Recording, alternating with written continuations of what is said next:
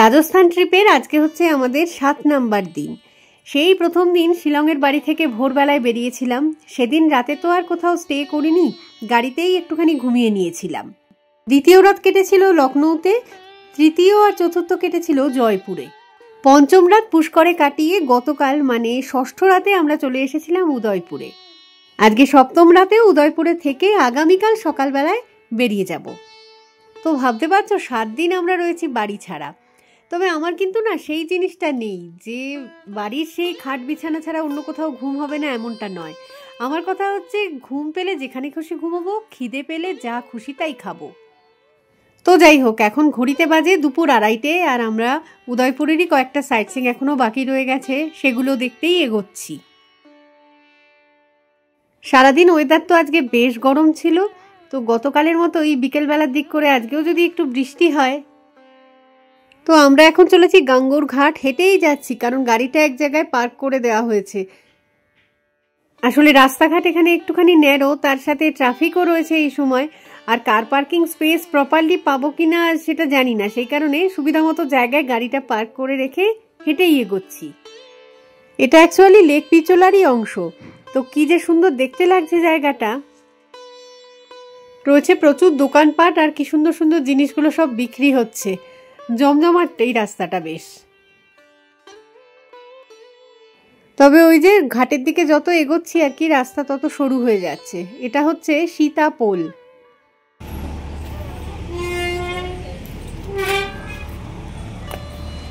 পুষ্কর লেকের ধারেও যেমন অনেকগুলো ঘাট দেখেছি, তেমন এখানেও কিন্তু অনেকগুলো ঘাট রয়েছে।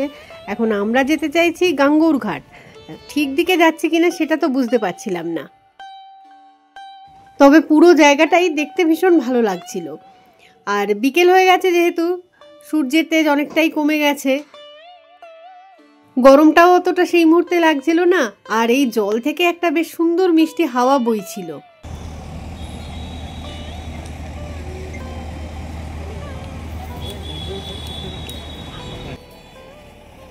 লেকের এই জলের তলায় প্রচুর গাছ রয়েছে দেখতে পাওয়া যাচ্ছে।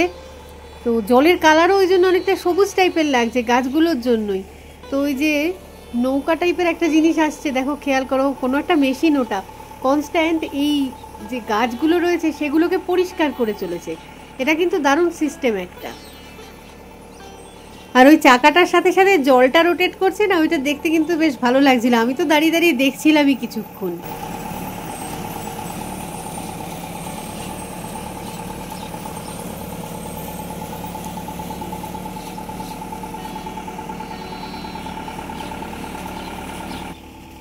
এখন কথা হচ্ছে যে ঘাটে যেতে চাইছিলাম সেটা কিন্তু খুঁজে পাইনি। চলে এসেছি এখন ভুল করে হনুমান ঘাটে। তো এটাও মন্দ লাগছে না, বেশ সুন্দর জায়গাটা। একই তো, একই লেকের জল, একই রকম ভাবে ঘাটগুলো সব বাঁধানো।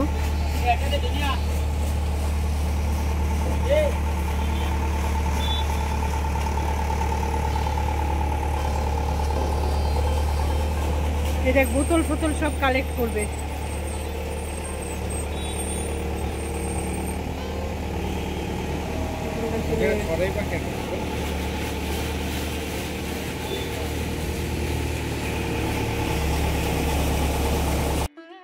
তো একটু আগেই তো বললাম যে হনুমান ঘাটে চলে এসেছি, সেই কারণে খুব স্বাভাবিকভাবেই হনুমানজির মন্দির তো একটা এখানে থাকবে। তবে সেই মুহূর্তে কিন্তু মন্দিরটা বন্ধ ছিল, তো আমরা ভিতরটায় ঢুকতে পারিনি, বাইরে থেকে নমস্কার সেরে নিলাম।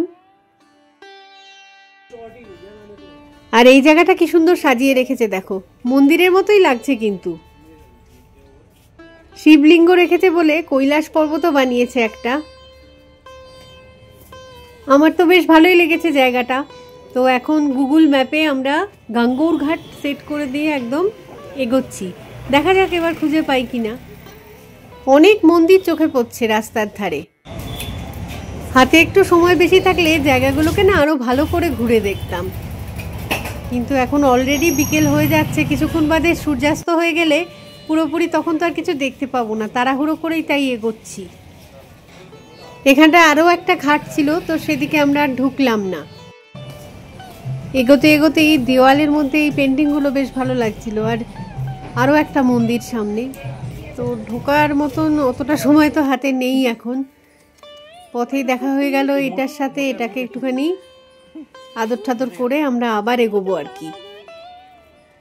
ছোট মোটো কিউট বুলডগ একটা। এবারে আর পথ চিনতে অসুবিধা হয়নি, ঠিকঠাকই পৌঁছে গেছি গাঙ্গোর ঘাটে। এই যে ঢুকে পড়লাম দরজা দিয়ে।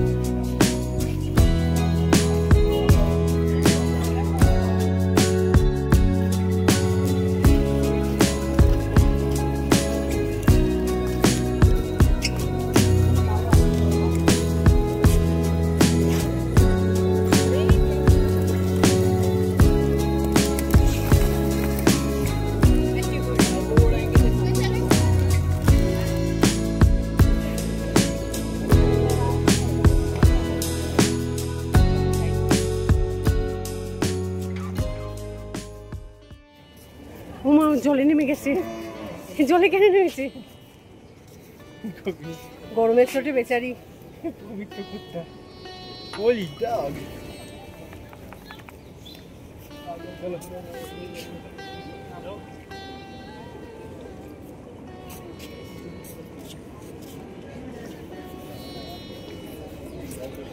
জলের ধার থেকে সরে আয়।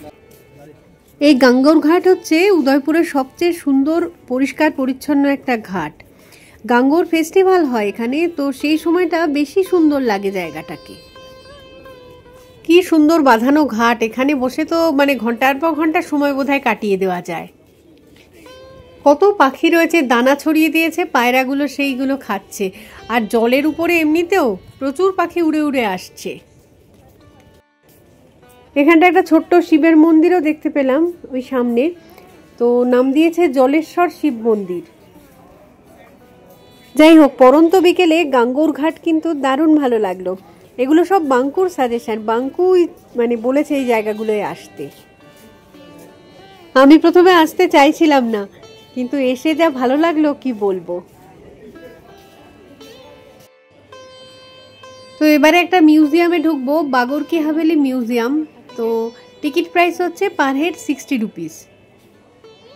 এখানে ঠিক সন্ধ্যে 7টার সময় প্রতিদিন রাজস্থানী ফোক ড্যান্সের আসর বসে। তবে আমাদের হাতে অত সময় নেই যে সেসব এনজয় করব। আমরা জাস্ট মিউজিয়ামটুকুনি দেখেই হোটেলে ফিরে যাব। দুদিন স্টে করলাম উদয়পুরে, কাল সকালবেলায় বেরিয়ে যাব এখান থেকে।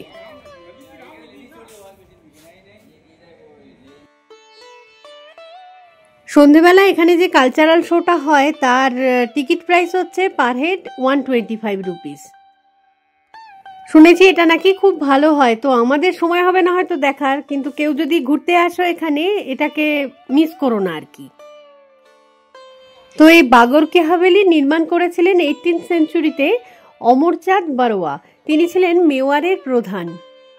পরে যদিও বাগরের মহারানা শক্তি সিং এর নিবাসস্থান হয়ে দাঁড়ায় এই জায়গা, তো সেই থেকেই ওনার নাম অনুসারেই আর কি এখানকার নাম হয়ে যায় বাগর কি হাভেলি। তো চলো আর দেরি না করে মিউজিয়ামটার ভিতরে ঢোকা যাক আর দেখা যাক সেখানে কি কি আছে। তো মিউজিয়ামের ভিতরে ঢুকেই প্রথমেই চোখে পড়লো অস্ত্রশস্ত্রের ঘর আর কি। প্রচুর এখানে ওই অস্ত্রগুলো রাখা রয়েছে, ঢাল, তলোয়ার সবকিছুই রয়েছে আর কি।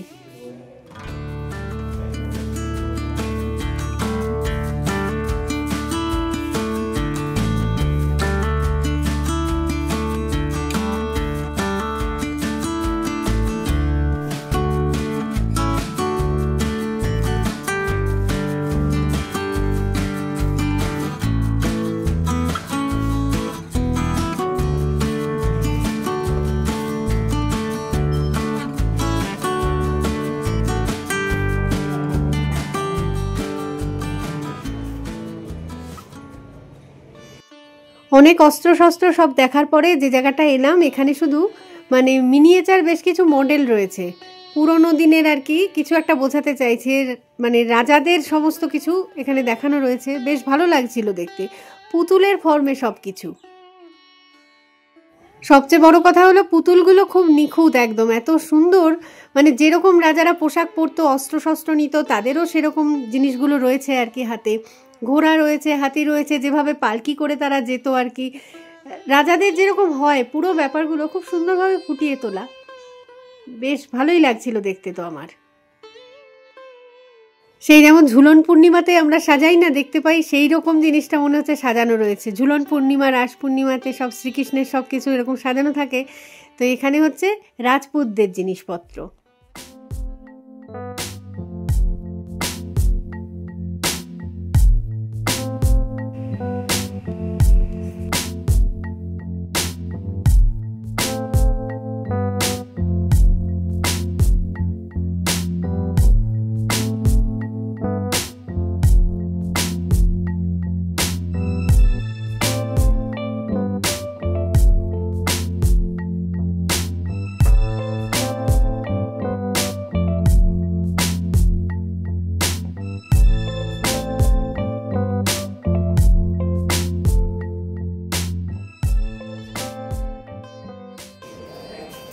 এবার আস্তে আস্তে যে সেকশনটায় ঢুকছি, এখানে মহারাজাদের সব মূর্তি রয়েছে মনে হচ্ছে, আর রয়েছে ঝান্ডা।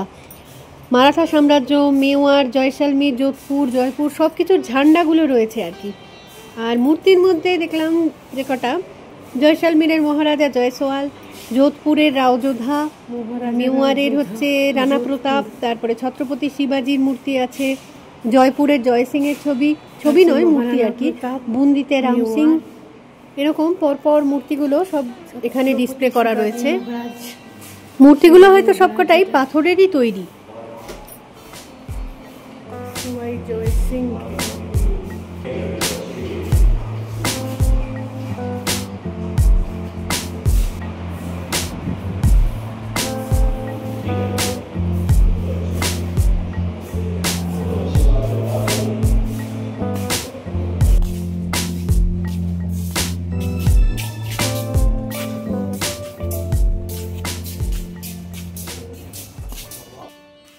আচ্ছা, এবারে আমরা ঢুকবো পাপেট মিউজিয়ামে। নাম শুনেই বোঝা যাচ্ছে প্রচুর পুতুল আছে সেখানে আর কি। তো দেখা যাক ভিতরে ঢুকে।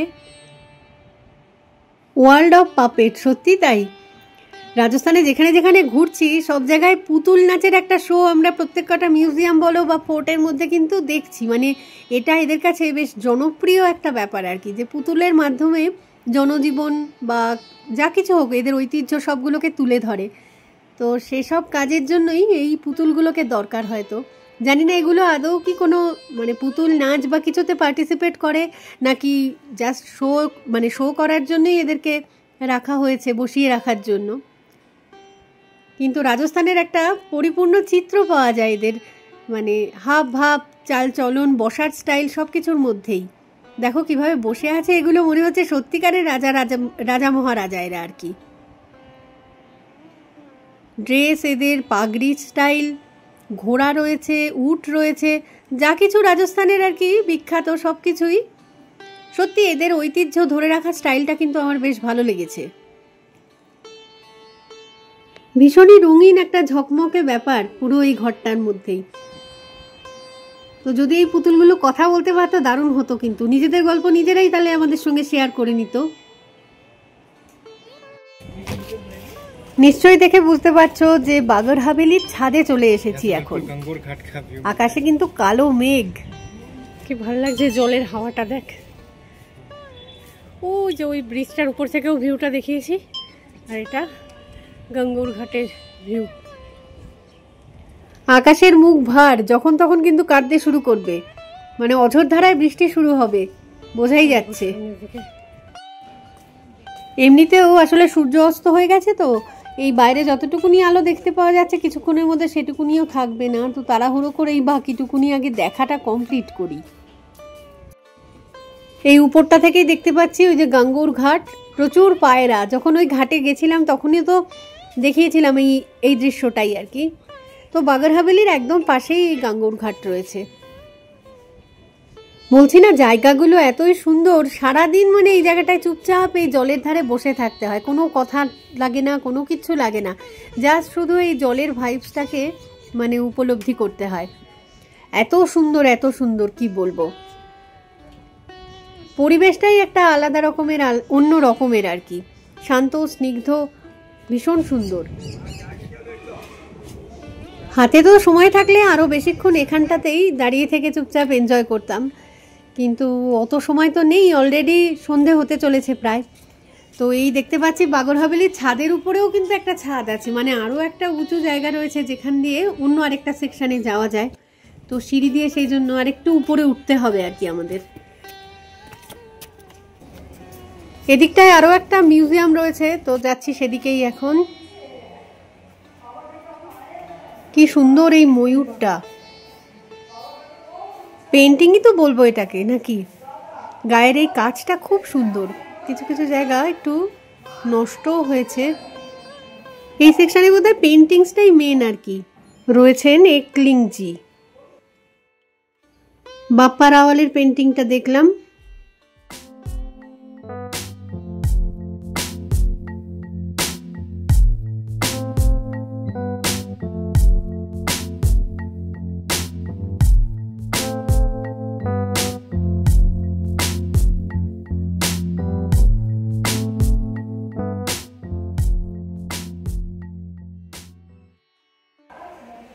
চিতোরগড়ের রানী পদ্মিনীর পেন্টিং রয়েছে, তারপরে রয়েছে রানা কুম্ভ, দুটো করে পেন্টিং, পাশে একটা করে দরজা, দরজা দিয়ে ঢুকে গেলে এরকম একটা জায়গা দেখা যাচ্ছে, কিছু জিনিসপত্র সাজানো রয়েছে, আবার একটা পেন্টিং নিশ্চয়ই থাকবে বাইরেটায়।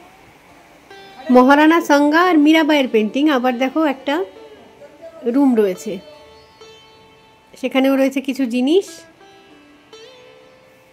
এরপর পান্নাধাই আর মহারানা প্রতাপের ছবি, তারপরে আবার একটা রুম থাকবে। অ্যাকচুয়ালি কি বলতো, হাতে সময় কম, সবগুলো রুমে ঢোকাটা একটুখানি অসুবিধাজনক আর কি,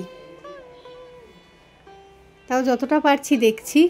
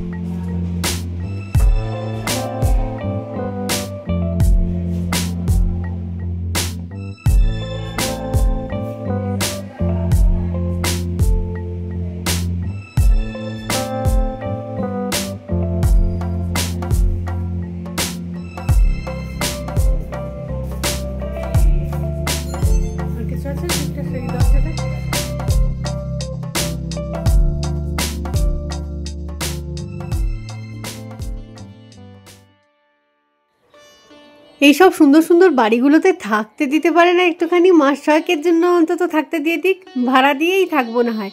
আমার না একটা এরকম ইচ্ছে আছে, বনেদি বাড়ি বা এরকম প্রাসাদের মধ্যে কিছুদিন থাকার।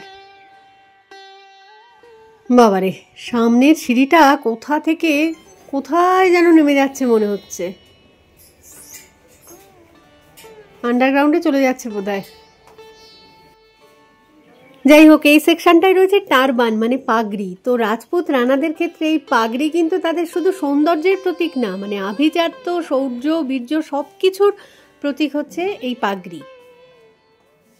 আবার রাজস্থানের মধ্যেই তো কতগুলো প্রদেশ রয়েছে, তো সব প্রদেশের মানুষই কিন্তু একই রকম পাগড়ি ব্যবহার করেন এরকমটা নয়, আলাদা প্রদেশের আলাদা পাগড়ি। অজস্র পাগড়ি রয়েছে এখানে, কিন্তু ভিডিওতে সব তো দেওয়া সম্ভব না, ভিডিও তাহলে বিরাট বড় হয়ে যাবে। কি সুন্দর করে বানানো এগুলো দেখো। আরও একটা সেকশানে রয়েছে এদের বাসনপত্র, এদের বাদ্যযন্ত্র, তো অত আর দেখাচ্ছি না।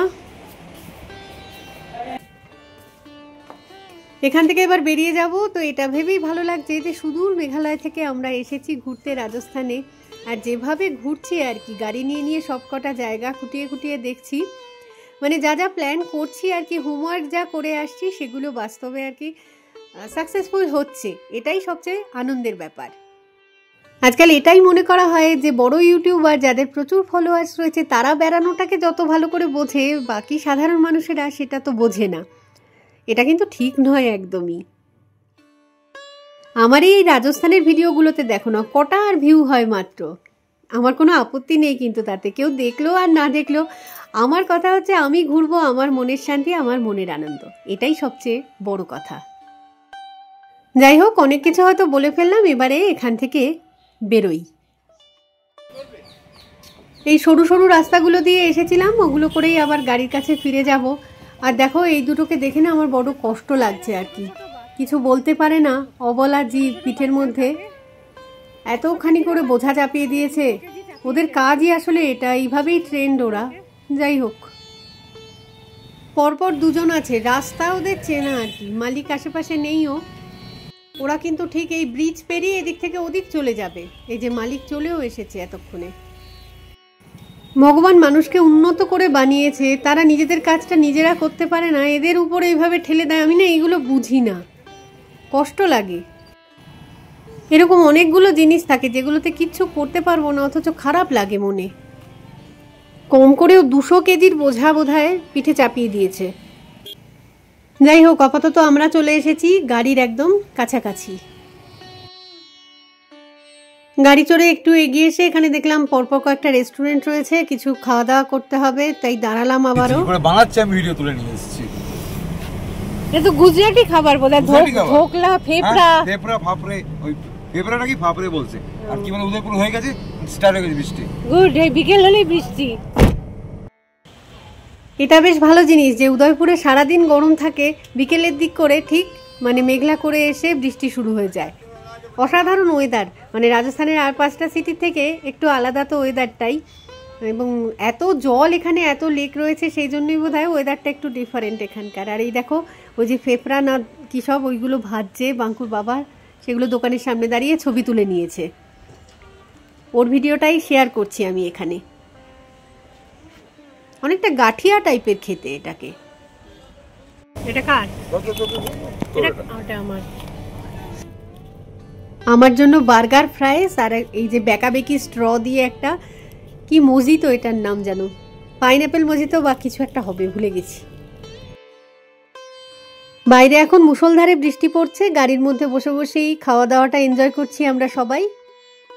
বৃষ্টিটা একটু কমলে খাওয়া দাওয়াটা শেষ করে চলে যাব হোটেলে। আজকে সন্ধেবেলায় তো পুরোপুরি রেস্ট, কালকে সকালবেলায় আবার উদয়পুর ছেড়ে বেরিয়ে যাব হলদিঘাটির দিকে।